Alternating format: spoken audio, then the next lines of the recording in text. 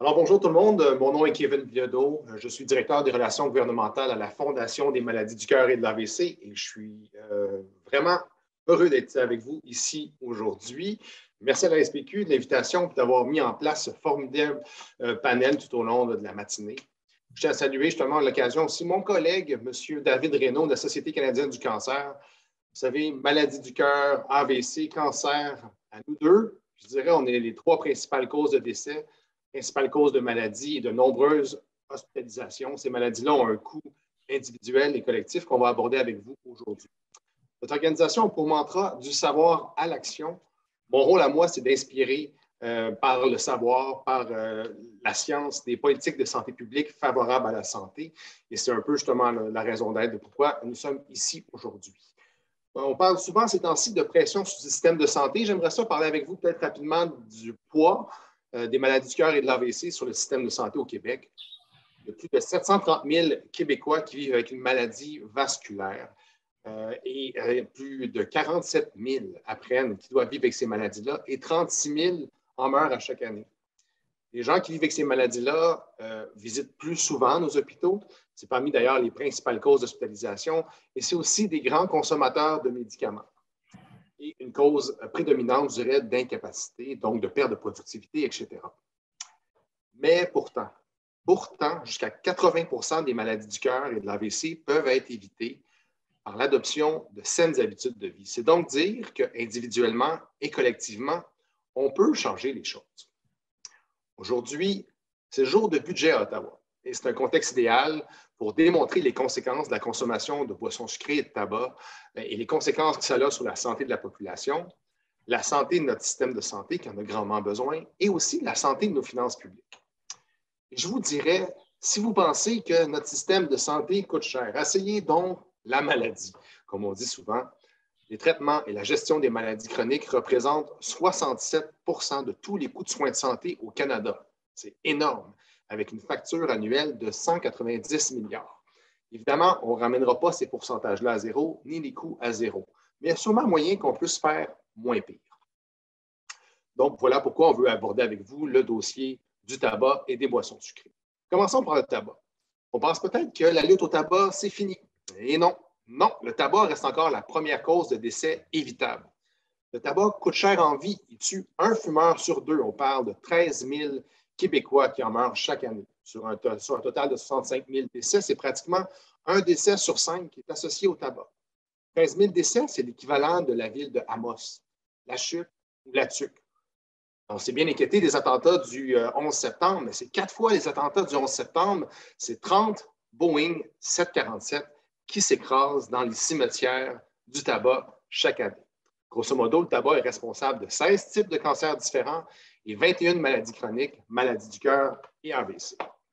Si vous pensez, en tant que premier ministre ou membre du gouvernement, si vous pensez que les taxes tabac coûtent cher, regardons ensemble combien coûte le tabac en tant que tel. En 2012, le gouvernement du Québec a décidé de poursuivre l'industrie du tabac pour 60 milliards. 60 milliards pour les coûts associés au tabagisme, par le tabagisme, je dirais, dans notre système de santé. Le coût du tabagisme dans les fonds publics, on calcule que c'est 4 milliards par année en coûts directs, indirects, ce qui reviendrait à 532 $ par Québécois. Le tabac est responsable de 32 % des coûts occasionnés par les journées complètes d'hospitalisation et monopolise 27 % des consultations d'infirmières. Donc, voilà ce que le tabac occasionne en termes de pression sur le système de santé. Si vous pensez que la taxe sur l'alimentation coûte cher, j'aimerais qu'on parle de malbouffe. Les coûts des maladies liées à l'alimentation au Canada ont été évalués à environ 26 milliards par année et occasionnent 47 000 décès. C'est pas mêlant, les maladies liées à l'alimentation, c'est la deuxième cause de décès après le tabagisme. Le gras, le sucre, le sel sont des ingrédients éprouvés d'une recette à succès qu'on appelle la malbouffe, ou les produits faits en usine, les produits transformés. Les Canadiens sont les deuxièmes acheteurs d'aliments et boissons ultra-transformés au monde après les Américains. Aujourd'hui, les aliments ultra-transformés représentent près de la moitié des calories quotidiennes qu'on en consomme. Lorsqu'on regarde la tendance, on remarque que l'augmentation de la consommation des produits ultra-transformés concorde avec l'augmentation d'obésité et de surpoids au sein de nos populations. Pas étonnant. C'est pas étonnant que l'obésité abdominale a pratiquement doublé depuis 30 ans. L'obésité se cache derrière des maladies chroniques comme le diabète de type 2, les maladies cardiovasculaires et 11 types de cancers. On dit qu'aujourd'hui, il y a environ 1,7 million d'adultes qui vivent avec l'obésité et que les coûts sont associés à l'obésité au Québec sont 3 milliards de dollars par année. Comment parler d'aliments ultra-transformés sans se tourner directement vers les boissons sucrées? Ces produits représentent peu, voire aucun bienfait pour la santé. Au contraire, ils présentent même un risque pour la santé car elles favorisent les maladies chroniques et l'obésité.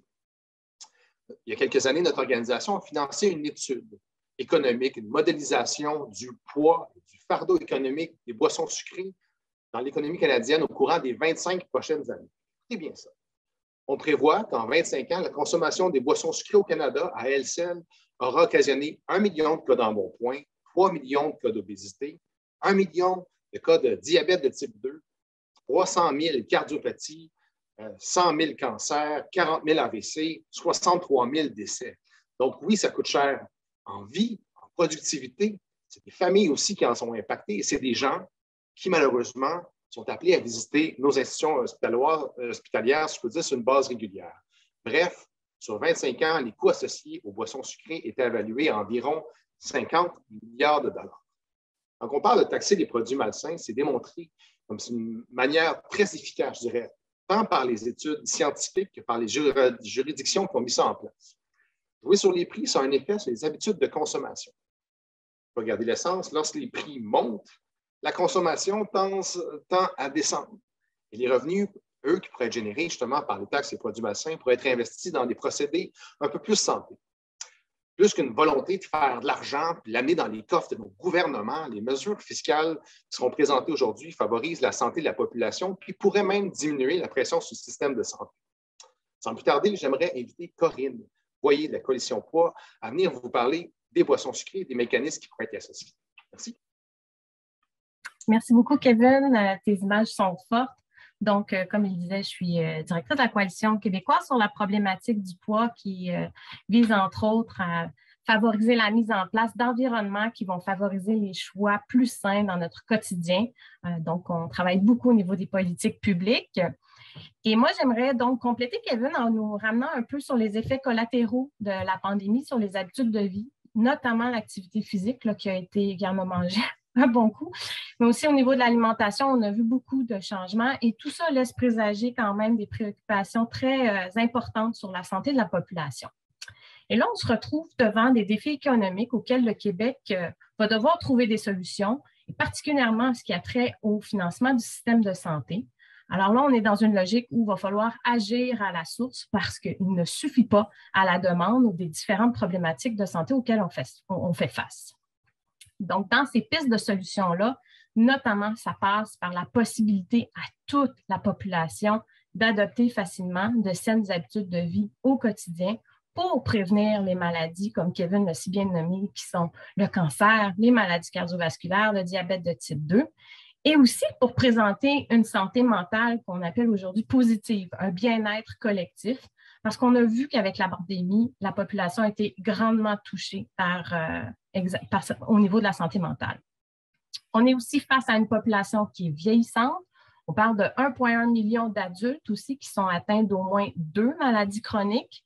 Et nos jeunes ont un portrait de plus en plus sombre, ils sont de plus en plus sédentaires, ils sont en perte de savoir culinaire et se tournent davantage vers les aliments ultra transformés, comme Kevin évoquait, qui est une préoccupation importante.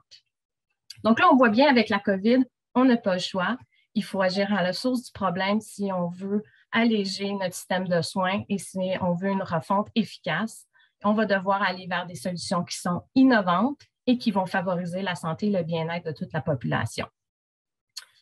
Ça peut paraître très, très spécifique d'agir sur la consommation, même je dirais la surconsommation de boissons sucrées, mais elle fait partie du problème, notamment parce que c'est la seule et unique pratique alimentaire qui est constamment associée avec les différentes problématiques de santé qu'on vous a énumérées.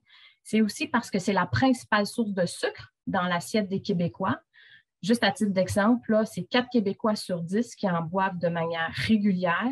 C'est 25 % des élèves du secondaire qui en consomment tous les jours. Et là, quand on parle de boissons sucrées, on parle autant de boissons gazeuses que de boissons énergisantes, de boissons pour sportifs, de déglacés, d'eau vitaminée, de cocktails de fruits, de slush. Bref, il y a un éventail de produits qui sont essentiellement composés d'eau, de sucre et de colorants et sont vendus partout dans des formats énormes et qui occupent une place démesurée dans notre environnement alimentaire et dans notre alimentation. Donc, comme pour les bonbons, ce sont des bonbons liquides qu'on devrait réserver à des occasions spéciales parce que non seulement leur consommation elle est nuisible à la santé, mais elle est aussi nuisible à l'environnement. On parle de gaspillage d'eau, de gaz à effet de serre, de déchets de plastique et d'aluminium. Donc, il y a une empreinte écologique très importante autour de la boisson sucrée. On est en train de faire des virages bleus pour retirer les bouteilles d'eau pour aller vers des modèles de valoriser l'eau de l'aqueduc ou des bouteilles réutilisables. Mais la bouteille d'eau sucrée est tout aussi dommageable, sinon plus, pour notre environnement et la santé. Il y a aussi tout l'aspect du marketing des boissons sucrées qui est extrêmement agressif, aussi des boissons énergisantes. Là, et la boisson énergisante est une boisson sucrée. Les stratégies sont très féroces. Ce sont les mêmes que celles qui ont été déployées par l'industrie du tabac. Et observez autour de vous, les boissons sucrées sont disponibles partout, dans les dépanneurs, les épiceries, les pharmacies, les quincailleries, les écoles, les installations sportives, dans les fêtes, dans les lieux familiaux. Il y a toujours moyen de s'acheter une boisson sucrée, peu importe où on va, et c'est plus facile que de trouver de l'eau, parfois même une fontaine d'eau. Elles sont constamment à bas prix sur le marché. Elles ont tout le temps des rabais. C'est encore aujourd'hui le produit le moins cher sur le marché quand on va faire notre épicerie. Et la publicité cible particulièrement les jeunes. Donc, je pense que c'est assez clair. Ce sont des produits qui sont néfastes, mais aussi non essentiels. Donc, pour envoyer un signal clair à la population, puis réduire la consommation, on le sait, aujourd'hui, la sensibilisation et l'éducation, elle ne suffit pas par rapport au marketing qui est déployé. Et les études nous démontrent clairement qu'instaurer une taxe sur les boissons sucrées et énergisantes, dont les sommes sont réinvesties en prévention, c'est une stratégie qui marche. Et d'ailleurs, l'OMS recommande ce réinvestissement en prévention pour être très efficace comme mesure. Et selon le groupe de recherche sur le capital humain de l'École de sciences de gestion de l'UQAM, une taxe sur les boissons sucrées permettrait non seulement de réduire la consommation de ces boissons-là au Québec dans toutes les strates, donc autant les communautés plus défavorisées que d'autres communautés très aisées, mais évidemment, ça nous permettrait de générer des revenus considérables. Et avec, juste à titre d'exemple, avec une taxe de 20 sous le litre, on parle de près de 50 millions de dollars qu'on serait capable de réinvestir en prévention. Et ce montant-là calcule déjà l'effet de la taxe sur les achats. Donc, pour atténuer la régressivité de la mesure, comme on disait au niveau des ménages à faible revenu, le réinvestissement est essentiel. Et ce qu'on propose, c'est notamment de réinvestir dans des programmes d'accès aux aliments sains, comme des coupons d'achat de fruits et légumes ou des repas universels dans les écoles. Il y a plusieurs juridictions à travers le monde qui ont mis en place avec succès la taxe. Et par exemple, pendant la période de la pandémie, à Seattle, les revenus de la taxation des boissons sucrées ont permis d'aider des ménages de faible revenu pendant la pandémie en bonifiant l'aide alimentaire là, pour des milliers de familles dans le besoin. Je terminerai en vous disant qu'au Québec, c'est 2 personnes sur 3 qui sont en faveur d'une taxe sur les boissons sucrées et énergisantes réinvesties en prévention des maladies chroniques, sachant que la boisson sucrée est un contributeur important de plusieurs maladies et pollue, sachant qu'elle engorge notre système de santé, et sachant que là, on est devant une solution qui est simple, faisable, acceptable aux yeux de la population et surtout démontrée efficace, mais qu'est-ce qu'on attend pour mettre en place une taxe sur ce produit-là pour favoriser ensuite l'accès aux aliments sains dans les communautés dans le besoin? Donc maintenant, je vais passer la POC à mon collègue David Reynaud pour vous parler davantage de la taxe sur le tabac. Merci Corinne. Donc, je me présente, mon nom est David Reynaud et je suis le gestionnaire responsable des dossiers de défense de l'intérêt public au Québec pour la Société canadienne du cancer. Donc, tout d'abord, je voudrais remercier la SPQ en fait, de nous donner cette tribune ce matin pour parler d'un sujet qui est important pour nous et sur lequel on milite en fait depuis des années à travers le pays, soit la taxation du tabac. Donc, à chaque année, comme l'a mentionné Kevin, c'est 13 000 personnes qui perdent la vie à cause des conséquences du tabagisme, et c'est un fumeur sur deux qui va décéder des conséquences de sa consommation. C'est aussi 30% des décès par cancer, ce qui en fait ultimement la pire mauvaise habitude de vie en lien avec le cancer notamment. Et au-delà de ce lourd tribut humain que paye à chaque année le Québec, il y a des impacts sur notre système de santé et sur notre économie aussi. Comme ça a été mentionné aussi, il y a une étude qui montre que 32,7% des coûts d'hospitalisation d'une journée sont reliés au tabagisme, ainsi que 27% des consultations infirmières, ce qui est vraiment énorme, surtout dans un contexte où en ce moment on parle du rétablissement du système de santé, où on cherche ultimement des solutions pour diminuer la pression sur le système de santé, sur nos établissements, sur nos professionnels qui ont été affaiblis par la pandémie notamment. Donc, cette discussion sur la taxation du tabac et d'autres manières de réduire ultimement l'impact du tabac sur la population est essentielle dans ce contexte.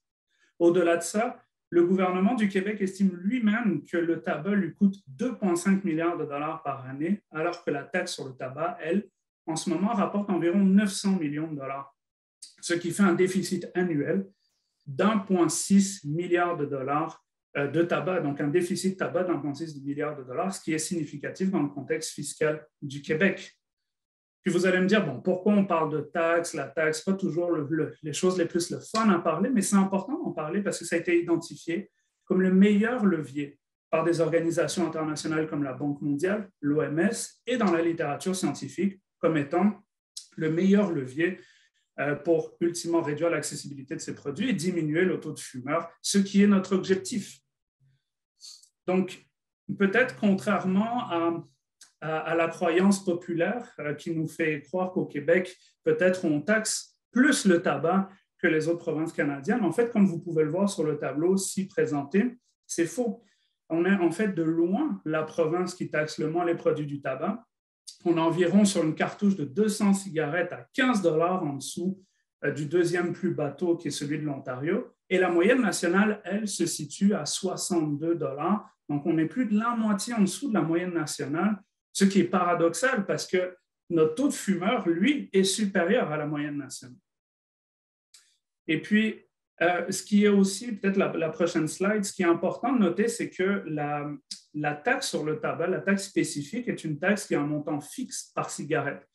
Et là, on vient de vivre le 8e budget consécutif sans augmentation de cette taxe spécifique, ce qui fait qu'entre l'inflation et entre le fait que l'industrie augmente un peu à chaque année ses prix, ben la taxe, en fait, perd de la valeur et le gouvernement va chercher de moins en moins d'argent sur les produits du tabac, alors que l'industrie fait des profits, des milliards de profits par année.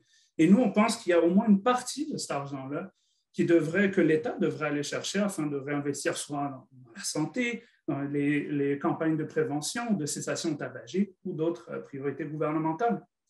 Et peut-être, pour finir, là, je dirais que la cerise sur le sundae de la taxation du tabac au Québec, c'est qu'en fait, on va devenir en juillet la seule province au pays qui n'impose pas la taxe à la consommation, donc la TVQ, sur les produits du tabac. Donc, au Québec, on a fait le choix que certains produits, on n'appliquerait pas la TVQ, comme le pain, le lait, les œufs, par exemple, parce que c'est des produits de première nécessité. Et sur cette liste, au Québec, on a aussi le tabac, ce qui est, ma foi, triste, je dirais. Puis en conclusion, je dirais, tous ces arguments-là montrent qu'il est important d'augmenter la taxe sur le tabac, la taxe spécifique, et peut-être même de mettre la taxe à la consommation sur ce dernier, afin de diminuer le taux de fumeurs au Québec. Et c'est ce que j'encourage le gouvernement à faire. Sur ce, je vous remercie de votre attention, puis je vais laisser la parole à mon collègue du CQTS, Sylvain Quideau. Merci. Merci David, très intéressant. Moi, je vais vous parler de la taxe spécifique sur les produits de vapotage. Donc moi, je suis Sylvain Quideau, je suis conseiller prévention et développement des contenus au Conseil québécois sur le tabac et la santé. J'agis au CQTS en tant qu'expert conseil sur nos projets. Ma mission, moi, c'est de faire un peu des passerelles entre la littérature et le terrain, et notamment auprès des jeunes, et puis évidemment pour nos intervenants qui font de la prévention au quotidien, nos intervenants en santé. Merci beaucoup à la SPQ pour l'initiative, pour l'organisation de cette matinée de conférence. Je pense que c'est une belle opportunité de nous rassembler, de nous questionner collectivement pour dessiner, créer cette santé durable. Pour ma part, je vois beaucoup de questions, mais il y a énormément de pistes de solutions, notamment concernant les produits de vapotage et leur taxation. C'est ce dont je vais vous parler aujourd'hui. Rapidement, je voudrais vous faire juste pour se rendre compte, se mettre en jambe dans la problématique du vapotage, un état de la situation assez rapidement. On peut voir peut-être la première slide. On sait, depuis 2018, il y a une véritable croissance, une forte croissance de la consommation. C'est très significatif chez les jeunes. On est passé de 4% à 21%, ce qui est comme énorme. Ça a quintuplé en 6 ans. On sait également que c'est un tiers des jeunes du 4e et du 5e secondaire qui vapotent. C'est inquiétant parce qu'on sait que les études sur les produits de vapotage, elles nous disent qu'il y a des conséquences sur la santé des jeunes. Par exemple, un fait troublant, le vapotage nuit au bon développement du cerveau chez les jeunes. Et là, on parle de troubles de l'anxiété, de troubles de la concentration. Évidemment, ça va avoir des conséquences sur leur réussite scolaire. Puis, il y avait un autre élément, si on peut voir la slide suivante, pour vous montrer un petit peu l'état un petit peu de cette crise du vapotage. C'est une très belle étude qui a été faite par l'INSPQ, un travail remarquable sur les ventes dans les dépanneurs et les stations d'essence. On voit là que c'est peut-être un peu petit, mais globalement, c'est 26 000 $ par mois de produits de vapotage en 2017, je parle des ventes. Puis en 2020, on est rendu à 1,6 million. Donc, c'est plus une hausse, c'est une explosion des ventes. Donc, il y a une véritable crise du vapotage.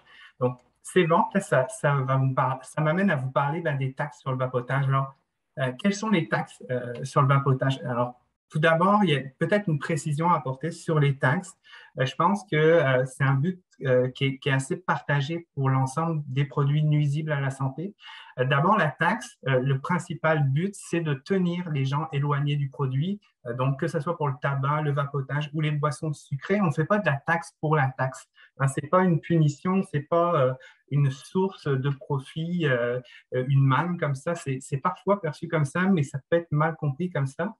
C'est vraiment pour éloigner les gens. L'autre précision, ce n'est pas non plus une source d'inégalité sociale qui toucherait les personnes les moins aisées. En fait, il faut considérer qu'en cessant de fumer ou en vapoter, les dépenses pour sa santé vont diminuer. Et donc, on a une sorte de double bénéfice. On a un gain en santé et puis on a un gain sur le porte-monnaie. Alors, ce qu'il faut vraiment garder en tête, c'est que c'est un moyen d'agir. La taxe, c'est un moyen d'agir sur les prix. Et c'est en agissant sur ce prix qu'on va avoir le plus d'impact sur le nombre de vapoteurs ou fumeurs. Alors, ce qu'on souhaite, nous, évidemment, pour la problématique spécifique du vapotage, c'est surtout de tenir les jeunes loin de la veille. Alors, retour sur les taxes.